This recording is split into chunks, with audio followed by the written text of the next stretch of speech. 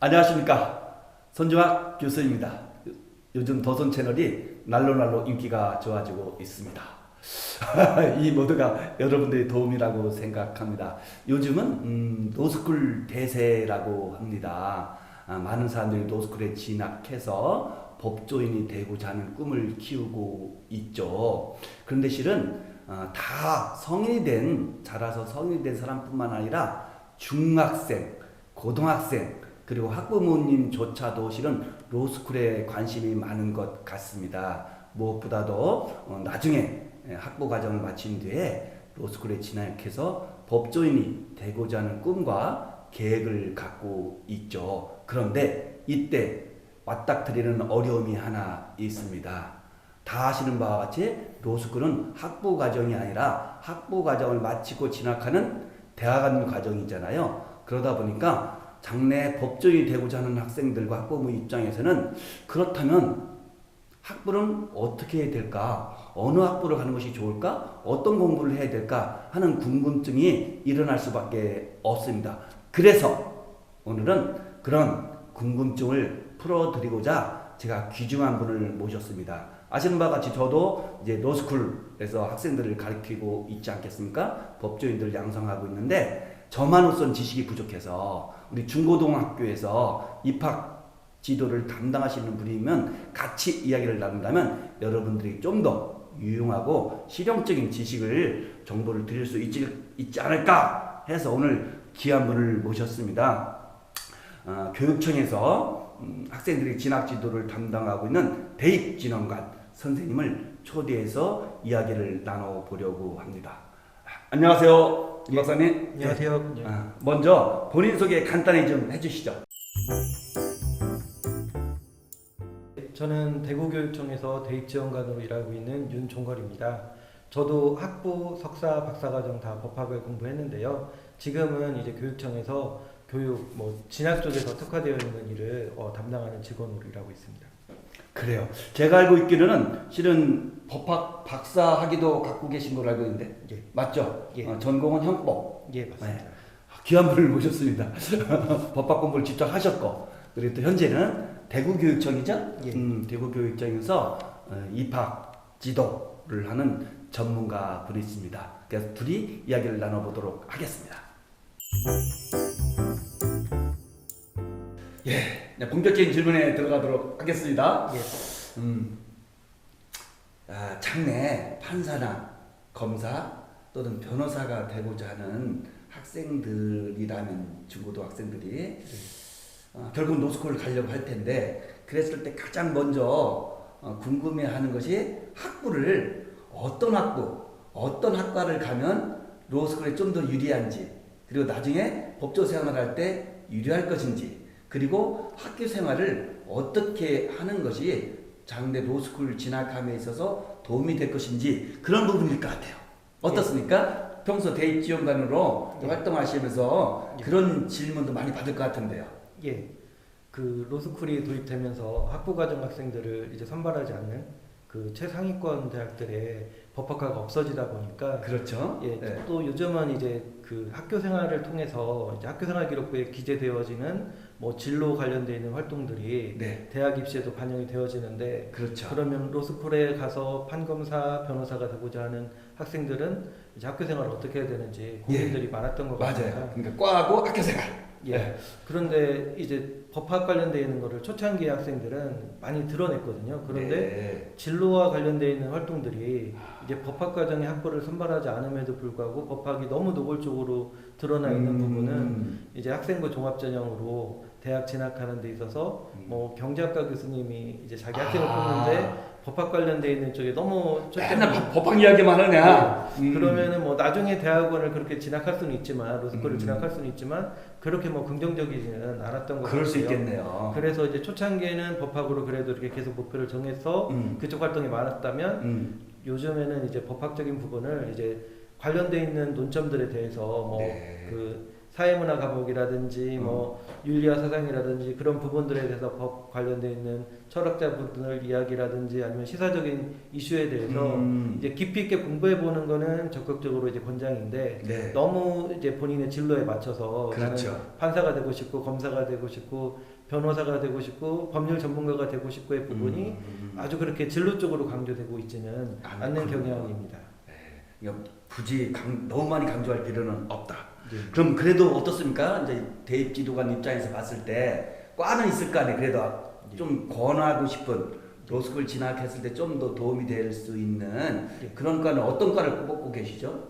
보통은 이제 로스쿨 준비가 가능한 뭐 이제 그 리트 시험이라든지 이런 거 대비가 유리하다 싶은 그런 그 특성화되어 있는 과들이 좀 일부 있습니다. 네. 뭐 공공인재학과라든지 아니면 모 대학의 뭐 정책학과라든지 그런 시험을 대비하기에 유리한 학과를 선택하는 경우들도 있고요. 네. 또 아니면은 이제 그 로스쿨이 설치되어 있지 않은 학교들 같은 경우는 법학과가 또 존재하고 있기 때문에 그렇죠. 그런 꿈을 가지고 이제 법학전문대학원의 꿈을 갖고 이제 조금 지명도는 덜하지만 그 법학을 공부하는 학부에서부터 법학을 공부하는 학과를 선택하는 경우들도 좀 있는 것 같습니다. 알겠습니다. 네.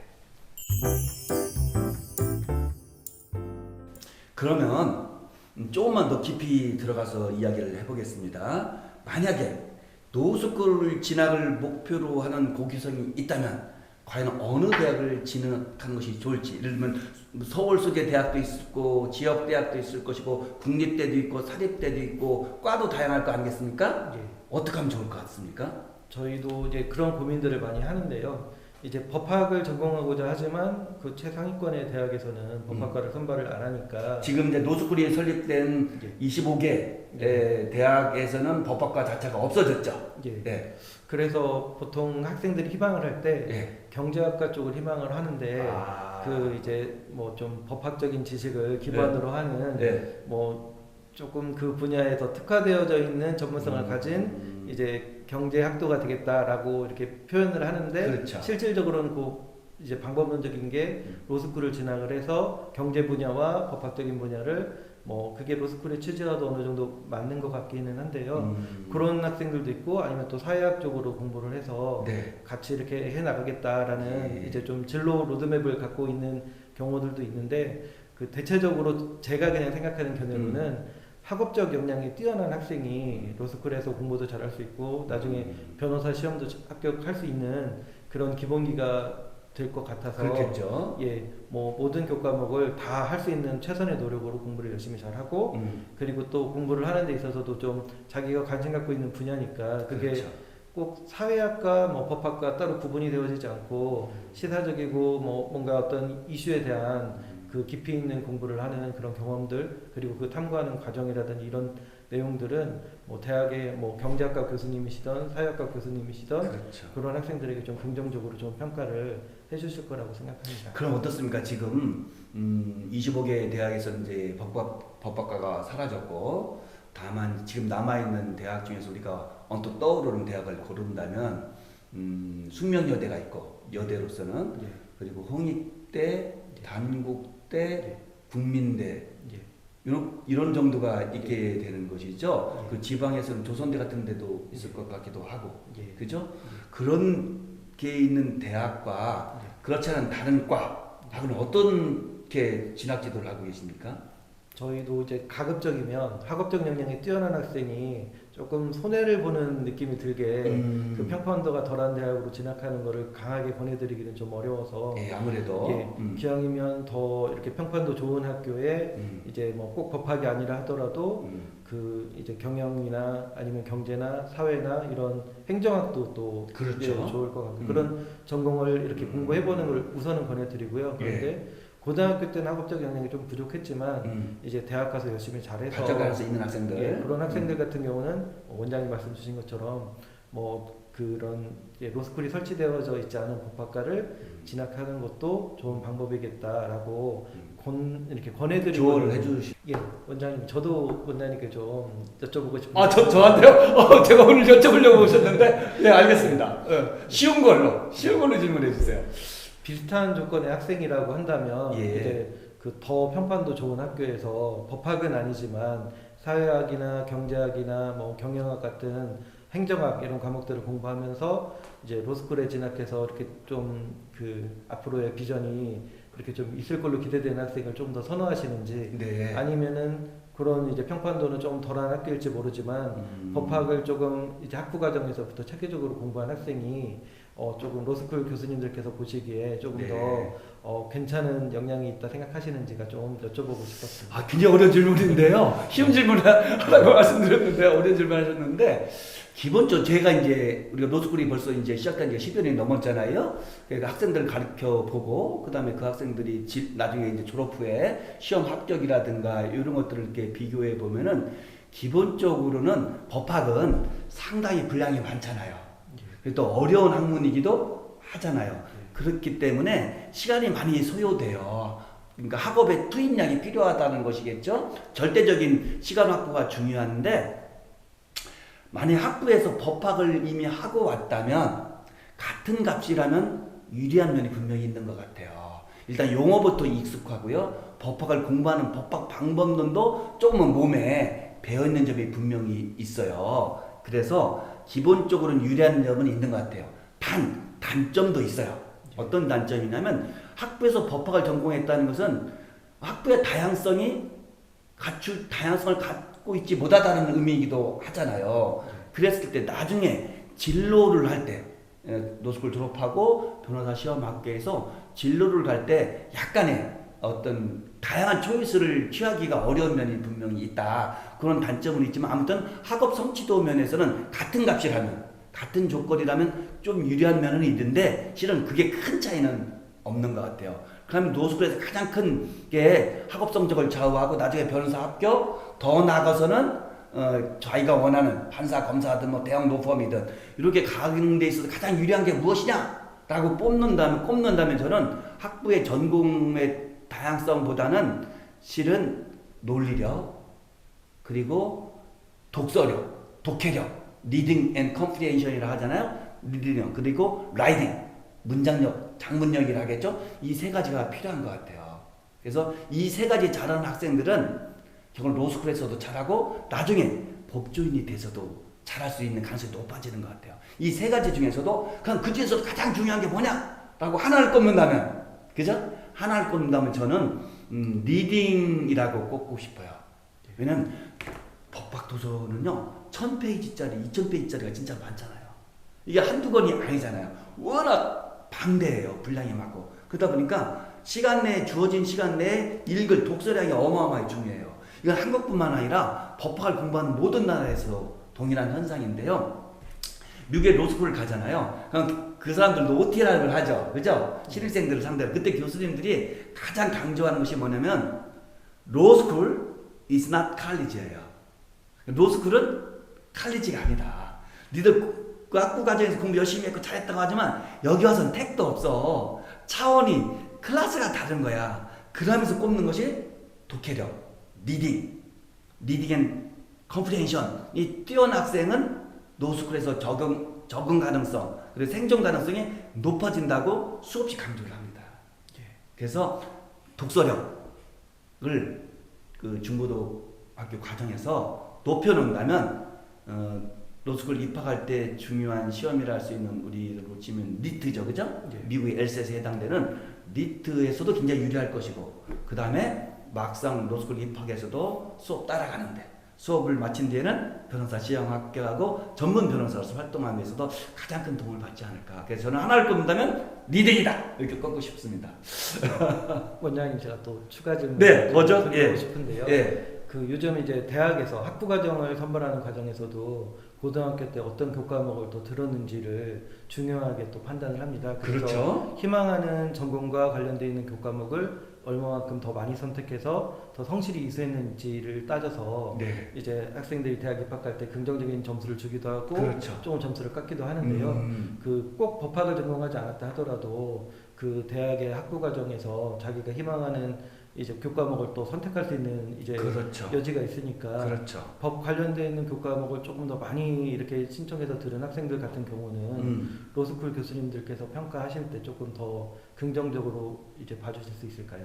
뭐 사람마다 다르고 면접이라든가 그 입학 전형을 담당하는 사람마다 좀 차이가 있겠지만 기본적으로는 호감이 갈 수밖에 없어요. 왜냐하면 각 로스쿨별로 변호사 합격률이 치열하게 경쟁을 하고 있잖아요. 그래서 합격률이 높아지면 선생님도 좋고 제자도 좋고 낮아지면 둘 다 힘들어지는 과정이 있기 때문에 기본적으로 합격률을 신경 쓰지 않을 수가 없어요. 그랬을 때 어느 대학이든 간에 전공에 상관없이 학부 과정에서 법학을 많이 들은 학생이 있고 그 법학 중에서도 교양 수준을 뛰어넘어서 진짜 전문 법학을 배웠다 하는 학생이라면 유리할 수밖에 없죠. 그리고 입시에서만 유리한 것이 아니라 실은 입학한 뒤에 그 법학을 공부하는 과정에서도 확실히 도움을 받을 수밖에 없습니다. 왜 그러냐면 기본적으로 법학에 친숙함을 갖고 있고 법학과가 설립 노치되어 있는 대학이 많지가 않잖아요. 예. 그런 상태에서 비법학과임에도 불구하고 민법이라든가 형법이라든가 헌법 같은 주요 과목을 들었다면 그 친구는 높은 점수를 더 받을 수밖에 없을까 하는 생각이 들고 이거는 미국에서도 마찬가지예요. 미국에서도 리치드라는 표현을 쓰는데 같은 그 과목들이라도 어려운 과목을 들은 학생을 좀 더 높이 평가해 주잖아요. 그랬을 때 법 관련 과목을 많이 들었다면 확실히 유리하지 않을까 이런 생각도 해봅니다.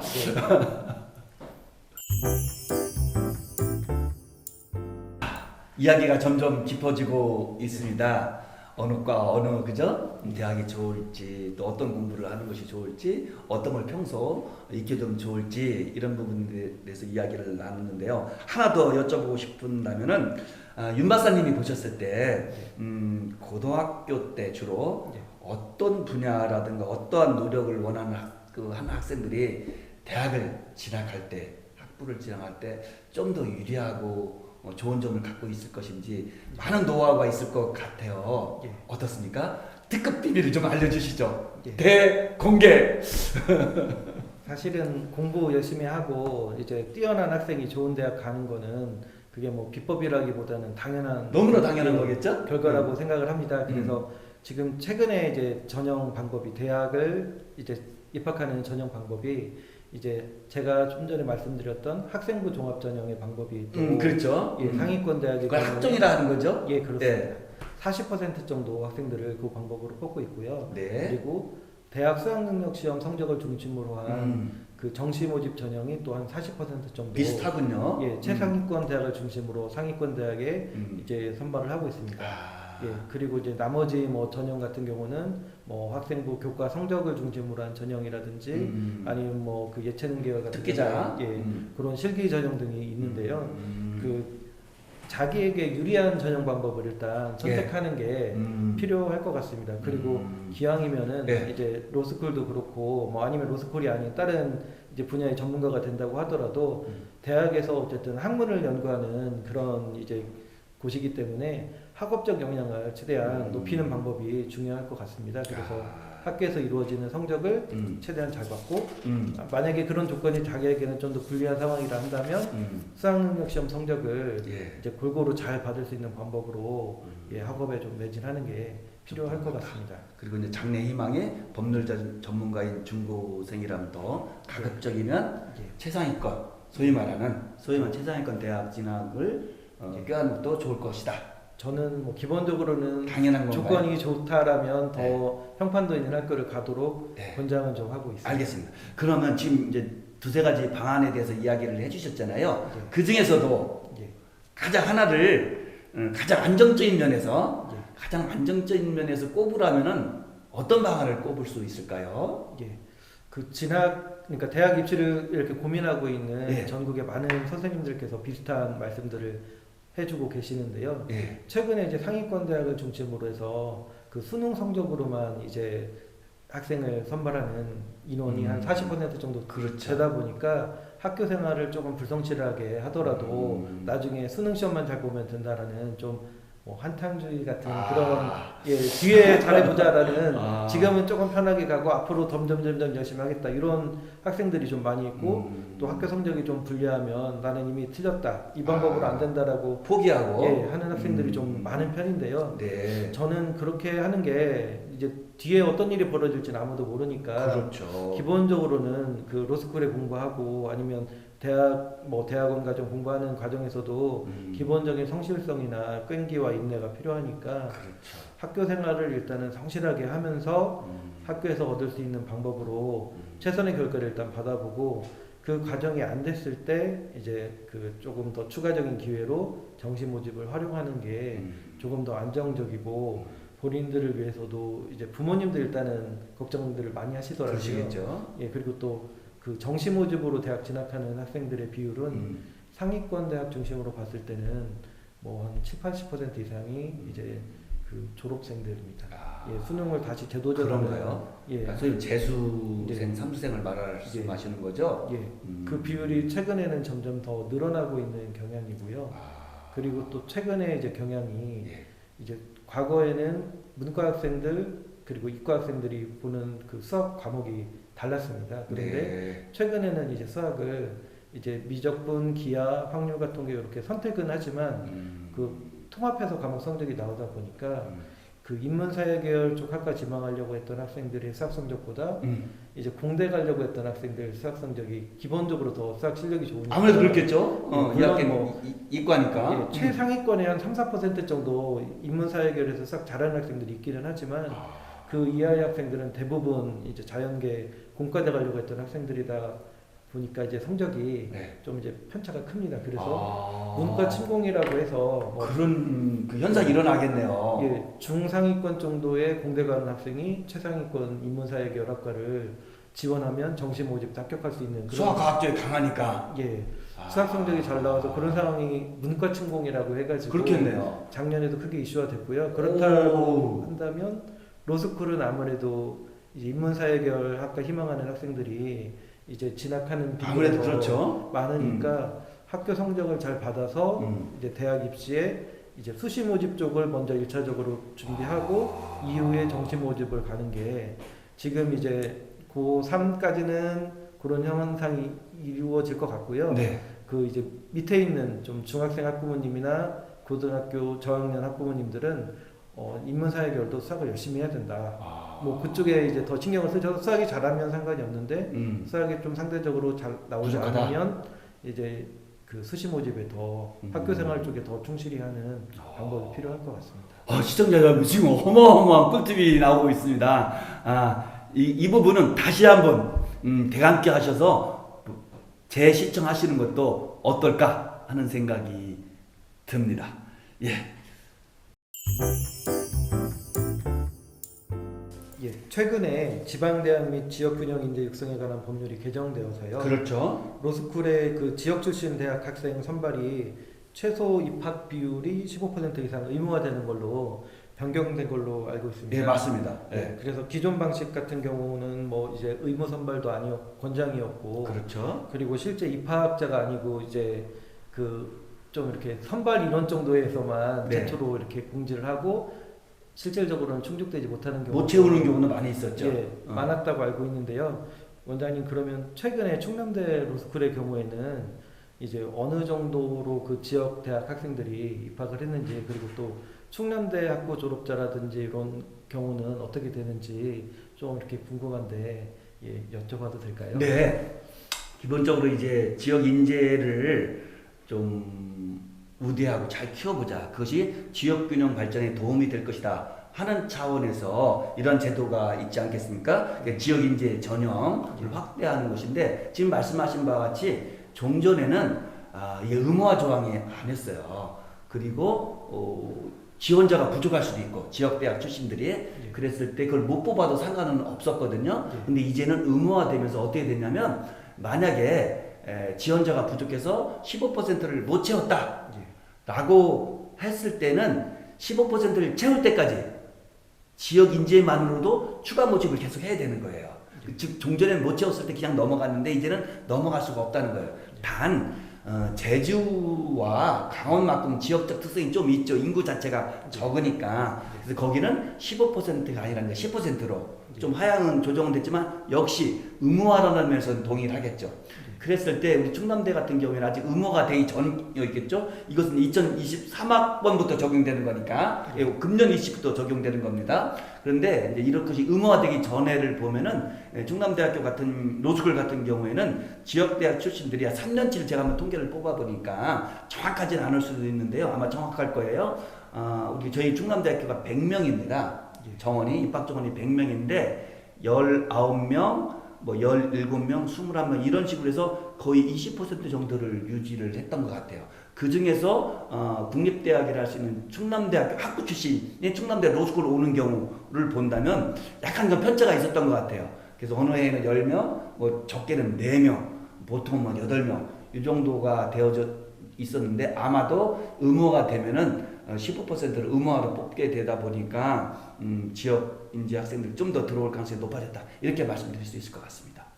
예, 앞으로 지역 인재 전형으로 로스쿨에서 선발하는 인원이 많아진다라고 한다면 제가 대입 지원관으로서 생각하기에 이제 지역 거점 국립대인 충남대학교와 같은 그 학부 과정을 이제 과감하게 지원을 해서 뭐 학부 성적도 이제 로스쿨 입시에 반영이 그렇죠. 되는 걸로 알고 있는데요. 학부 성적도 관리해서 좀 잘 받고 그리고 원장님께서 말씀 주신 것처럼 법학 관련돼 있는 과목들도 좀 많이 찾아서 적극적으로 잘 공부하고 그리고 또 이제 아무래도 더 이렇게 본인이 잘 공부할 수 있는 환경이라는 것도 좀 그렇죠. 예, 확인해보고 이렇게 좀 예. 구경할 수도 있으니까 로스쿨도 한번 이렇게 와서 한번 쓱 보고 가고 그렇게 할 수 있는 부분이 있어서 좀 우수한 고교생들이 거점 국립대에 진학을 해도 참 좋을 것 같다라는 생각이 네, 맞습니다. 기본적으로 이제 국립대, 거점 국립대 같은 경우에는 학비가 상당히 저렴하죠. 그래서 사립 로스쿨의 절반도 안 되는 경우도 많이 있습니다.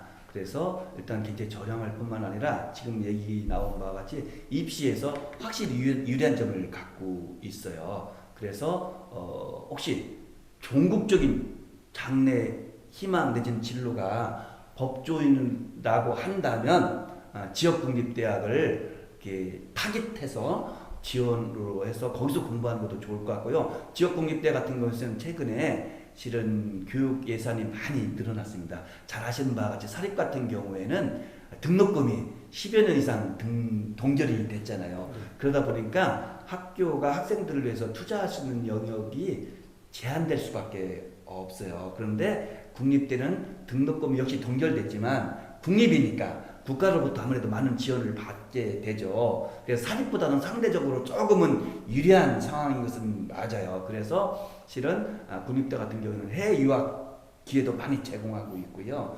또 다른 대학과 연계 국립대끼리의 연계 프로그램도 있고 해서 장점이 많을 수 있고 기숙사도 지금 굉장히 좋거든요.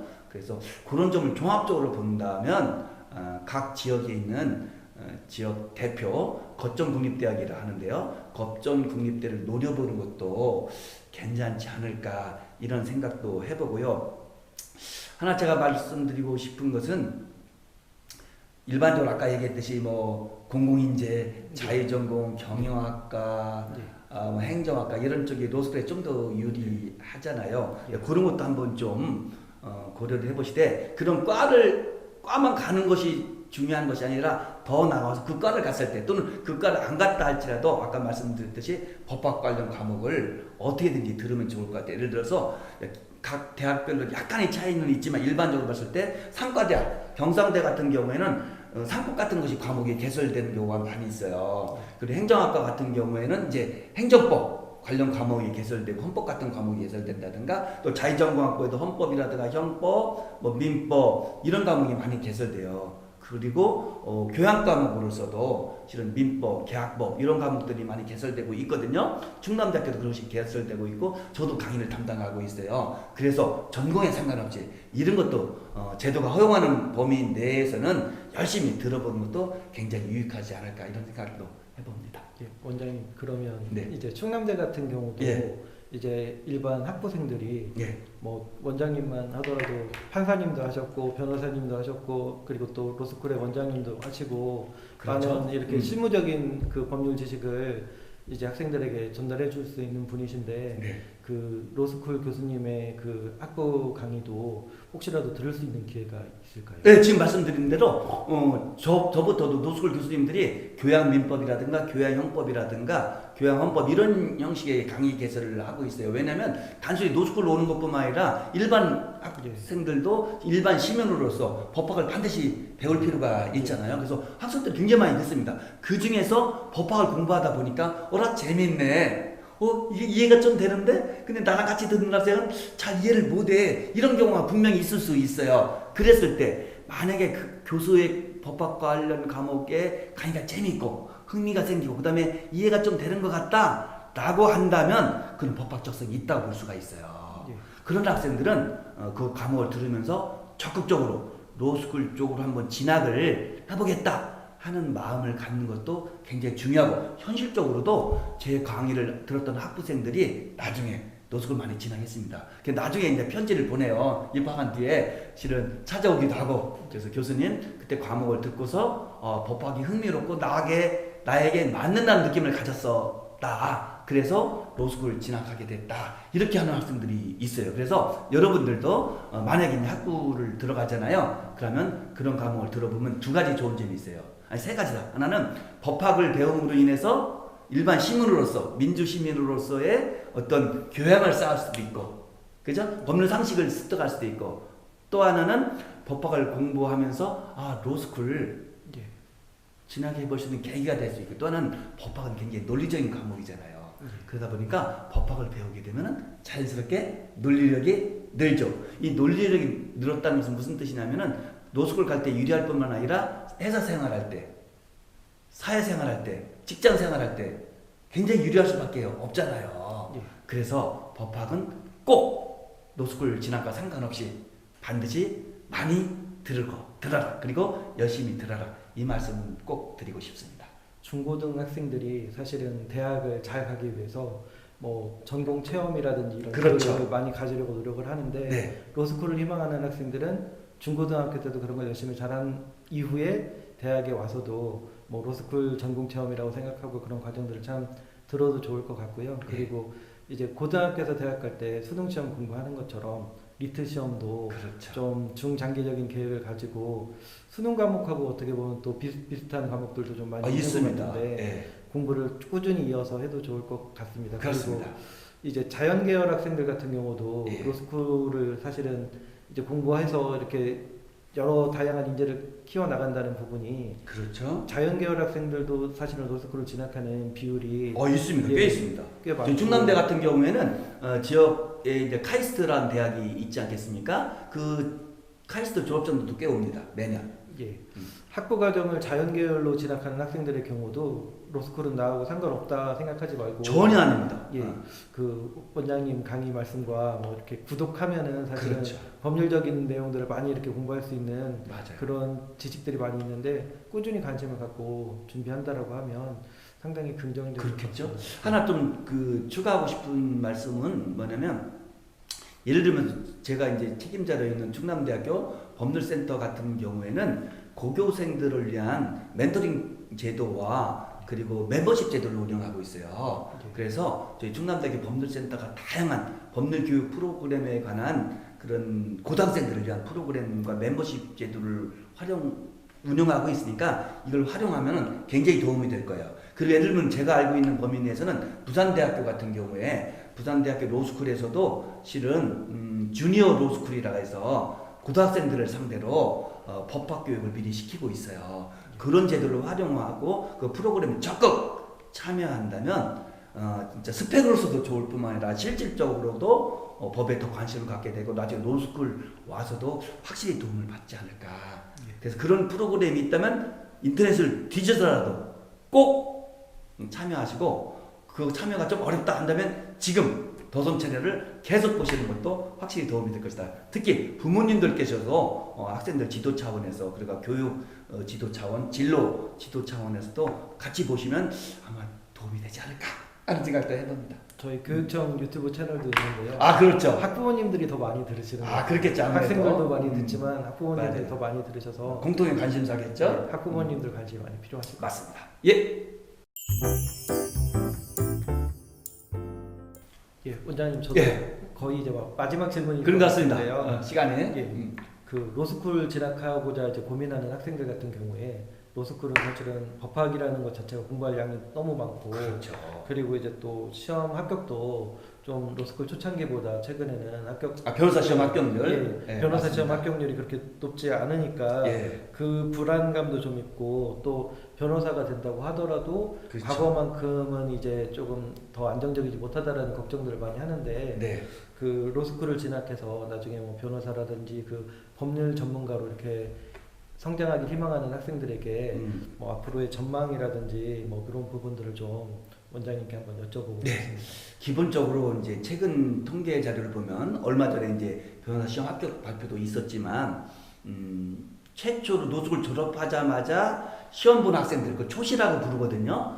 초시 응시생 같은 경우에는 합격률 70%가 좀 넘어요. 그리고 이제 재수, 3수, 4수에서 5수까지 할 수 있거든요. 현행 법에 의해서는 5번 시험을 볼 수 있는데 그 학생들을 다 포함했을 때는 50대 초반 이 정도가 돼요. 그래서 합격률이 아주 낮은 것은 아니에요. 그리고 또 하나 변호사가 많아지다 보니까 저희 때 제가 합격할 때만 하더라도 저는 300명 시대였거든요. 1년에. 지금은 1700 이쪽 저쪽의 학생들이 매년 합격을 하고 있기 때문에 뭐 4배, 5배가 넘겠죠. 5배가 넘네요. 그래서 변호사 수가 많아지다 보니까 옛날보다는 어떤 직역에 대한 사회적 대우랄까 혜택이랄까 이런 것이 줄어들지 않았나 생각할 수도 있어요. 그러나 네버입니다. 네버.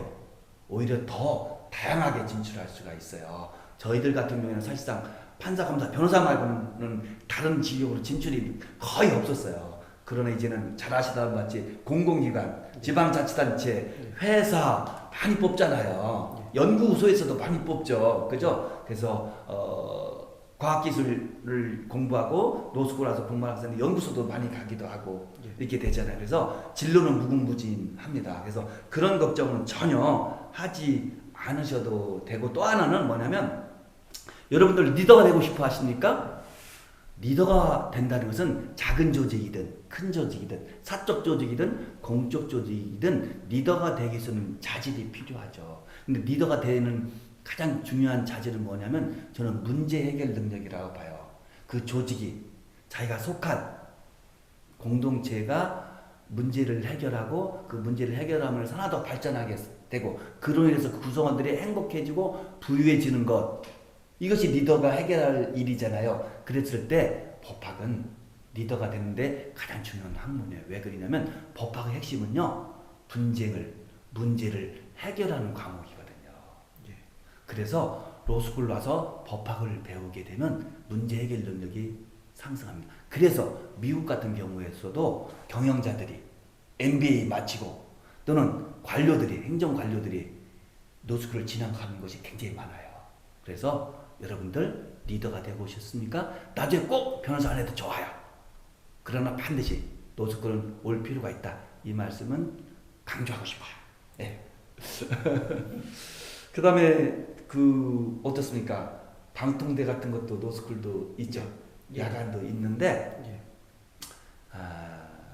아직 우리나라는 그런 것은 없거든요. 없는데 야간 노스쿨 같은 것도 실은 미국 같은 경우에는 굉장히 활성화가 되어 있어요.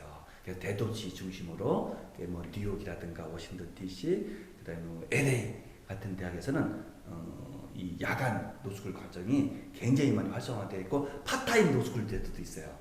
그래서 파타임이라든가 야간 노스쿨 가장 유명한 대학은 워싱턴 DC에 있는 조지타운입니다. 왜 그러냐면 거기는 우선 행정관료들이 많이 있잖아요. 그래서 공무원 하시면서 이 법학을 꼭 배워야겠다고 생각하는 거예요. 필요하다고. 또 뉴욕 같은 데 MBA 출신들이 많이 해요. 필요성을 느끼는 거예요. 또 예를 들면 유명한 로스쿨 중에 하나가 유펜이라고 아이비리그 대학이기도 하죠. 그 대학에서는 유명한 또 와튼스쿨이던가요? 경영학과가 있잖아요. 그죠? 거기 조인트 프로그램을 운영하고 있어요. 그래서 그 유펜에 로스쿨 들어가잖아? 그러면 MBA 과정이랑 같이 할 수 있게 만들어 놓고 있어요. 이것은 무슨 것을 뜻하느냐? 경영자도, 회사원도, 행정관리도 이제는 무엇이 필요하다? 반드시 법학은 해야 된다 하는 필요성과 중요성을 인식하기 때문에 그런 프로그램들이 연결되고 있거든요. 그래서 우리 결국은 우리나라도 그렇게 가지 않을까. 그러나 그 전 단계에서라도 법학은 꼭 배울 필요가 있겠다 이런 생각을 해봅니다.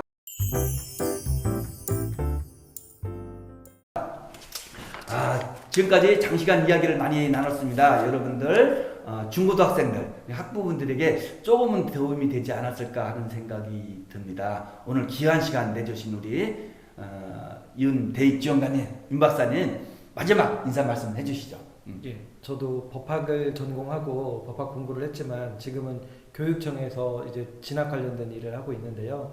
이런 어떻게 보면 앞으로의 그 법조인을 꿈꾸는 그런 학생과 학부모님들에게 도움되는 유용한 이런 이제 방송에 출연할 수 있는 기회 주신 원장님 너무 감사드리고 제가 드릴 수 있는 말씀은 많이 드렸는데 혹시라도 부족한 부분이라든지 더 이렇게 궁금하신 사항 있으시면 얼마든지 이후로도 더 노력해 보겠습니다. 감사합니다. 귀한 시간 내주셨고 무엇보다도 핵심 정보 이렇게 제공해 주셔서 너무 감사하고요. 다음에 또 한번 모실 수 있는 기회가 있었으면 좋겠습니다. 고맙습니다. 감사합니다. 감사합니다.